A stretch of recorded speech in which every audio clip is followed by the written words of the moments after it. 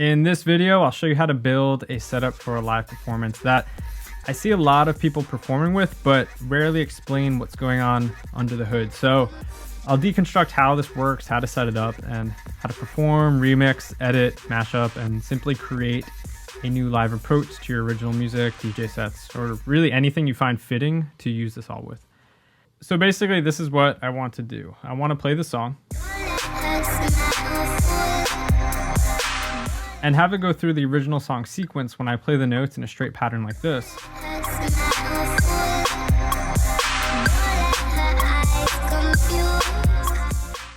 And if I change the pattern by hitting different buttons out of order, it'll slice up the arrangement in a new way for me to alter the original tune.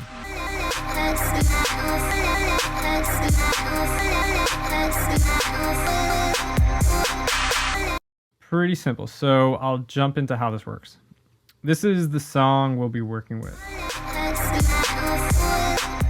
And right now, this song is warped and snapped to the grid in Ableton Live. If you don't know how to do that, just search warping in Ableton on YouTube or something, and you'll probably find something helpful over there. I'll see if there's a good lesson out there, and I'll leave it in the link within the comment section of this blog post. I'll leave a link for the blog post on this video in case you're watching this somewhere else right now. So yeah, I'm gonna simply work with 4 bars of this tune. So really this section right here is all I need right now. So let's take a quick listen to this.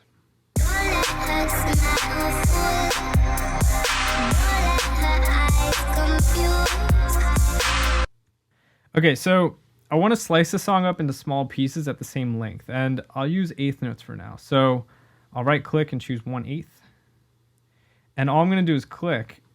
And now I can move my arrow keys left and right to move this blinking orange line. Hit Command E to split the clip.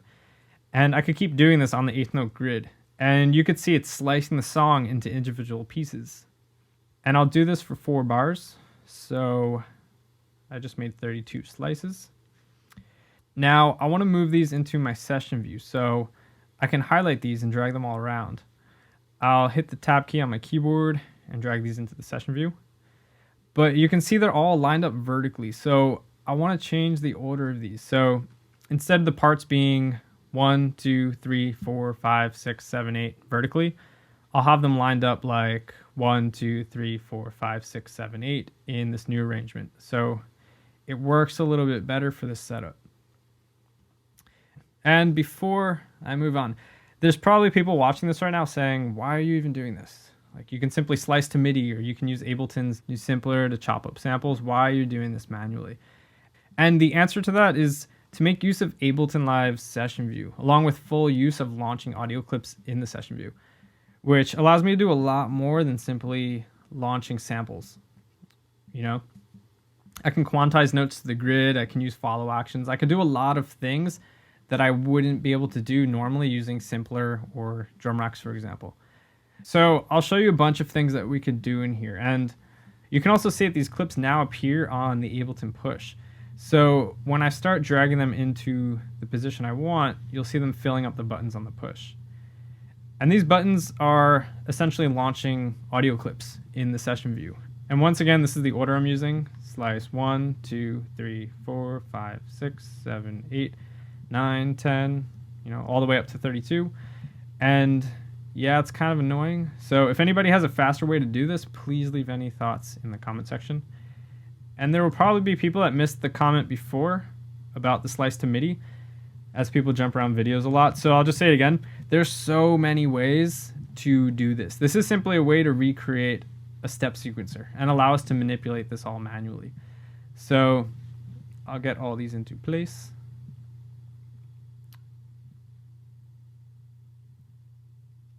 All right, and you can see I can change the color of these, and it changes on the push as well. And you could do this with any MIDI controller, really, with LED feedback, like a Novation Launchpad, for example, or really anything like that. I'll go back to these colors. And now, whenever I launch these clips, it'll simply be a little piece. In this case, an 8th note slice of the song. And since these clips are in the session view, I can choose a number from this menu to quantize the clip. So I'll choose 1/8 for now. And I'll play this on the push now. So, hold on. So now I can launch these slices from these buttons here. So I'll turn the metronome on. And when I launch the clips, they'll snap to the 8th note grid. So from here, if I play all the notes in order at an 8th note pulse, it'll play through the whole section smoothly.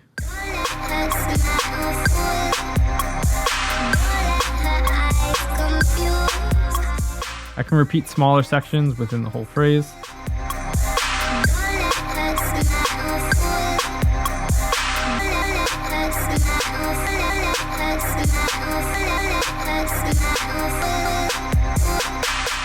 And I can repeat and mix up certain slices now to create new versions of the tune.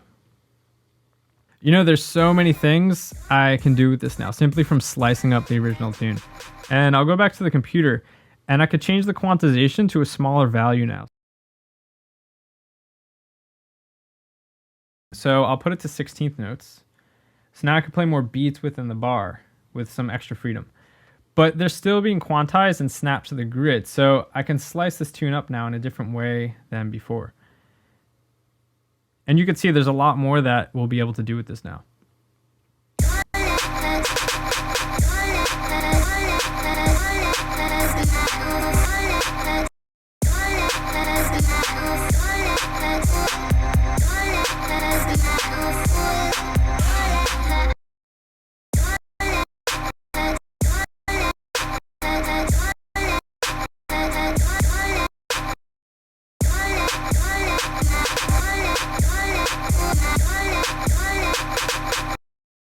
And the good thing about lining up sections like this is that now I have an idea of how these pads are laid out. Of course, it'll be different for every tune you play, but in this case, like, I know all of these pads will be snare hits mixed with other sounds. All of these will be kicks. These will alternate voices with hi-hats. And you can get an idea of how your samples are laid out to create new things based on simply understanding your layout. So there's a lot you can do by simply understanding the sounds you're working with. And if you understand how drums work, different grooves and all that, you can apply all these ideas to all this as well to create a lot of new things. And just to throw it in there, if you don't have an idea of how drum grooves work and the simple ideas behind all this talk about rhythm, I discuss a lot of these ideas in my book, Electronic Dance Music Grooves. So I'll leave a link for that below in the blog post. Once again, if you're not watching this video on my blog, I'll leave a link for it on the video right now below. And you can apply all those ideas to all this stuff as well. You know, in the end, we're making music with all this. So it's all related in some sense. You can take ideas from here and there and start applying ideas from different sources to create new things. And, you know, that's what this is all about, creating new ideas. And speaking of creating new things, some people aren't into snapping everything to the grid like we've been doing. Some people are into having more freedom to create with.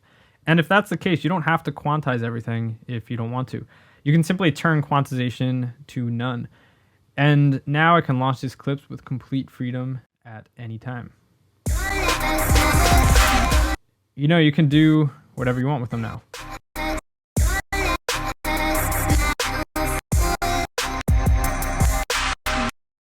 And with stuff like this, what I like to do is add some audio effects to fill in the space a little bit, as sometimes the chops cut off too sharply or create gaps of silence that you may not want in certain situations. So I'm going to add a return track, and I'll keep things simple and throw a reverb in there.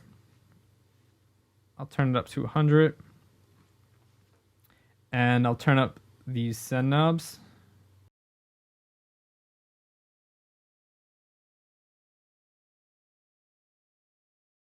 And now I have a longer decay with the slices being played to fill in some more space. So without it, then when I turn this up, it's a very small thing, but it definitely helps glue things together a bit more, especially when you're not quantizing the clips. So now when I play these back, I can make use of the open space as I have some reverb effects filling in the gaps a bit.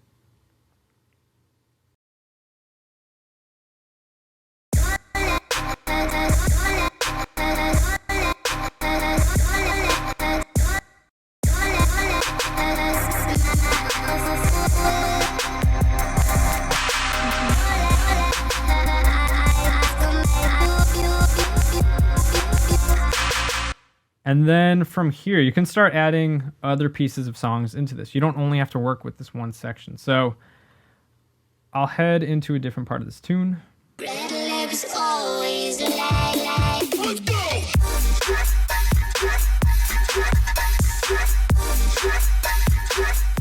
So even this part right here.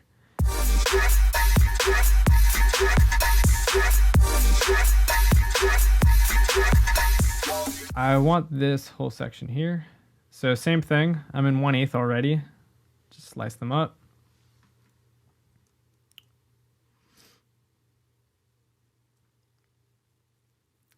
Okay.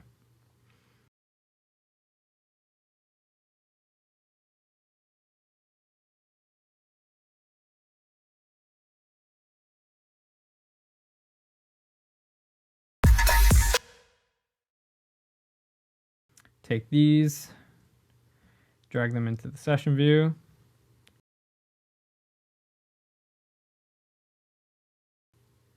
I'll change the color.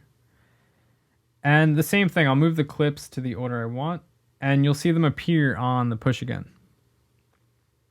And again, you could put these anywhere you want. You don't have to line them up like I did. You don't have to use eighth notes. You can use different size slices. You can use 8 slices on a single row instead of 4. You can line them up vertically instead of horizontally. It's completely up to you. The reason I'm doing this is because it's really easy to play the sequence with 4 fingers going down the rows like this. So figure out what works best for you. If you have any other interesting ways to set this up, let me know in the comment section below. Or even if you like this method, let me know. I'm curious what works for all of you. Just lining this up. Okay, so it's all lined up, and it's the same thing, slices on eighth notes.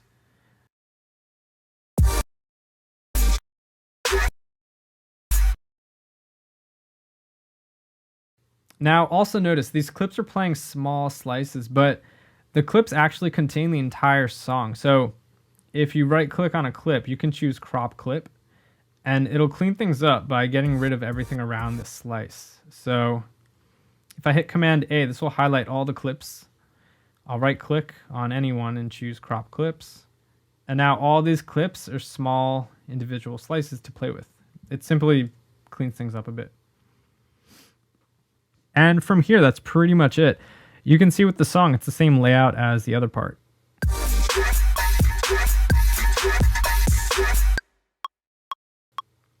So I can play them both with a similar style.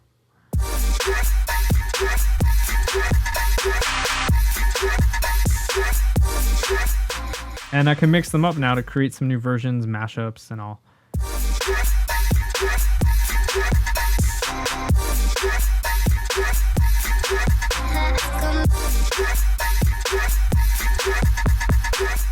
So yeah, there's a lot you can do with this. And if you're using Ableton Suite, you have unlimited tracks. So you're unlimited to the amount of songs and slices you can use for this.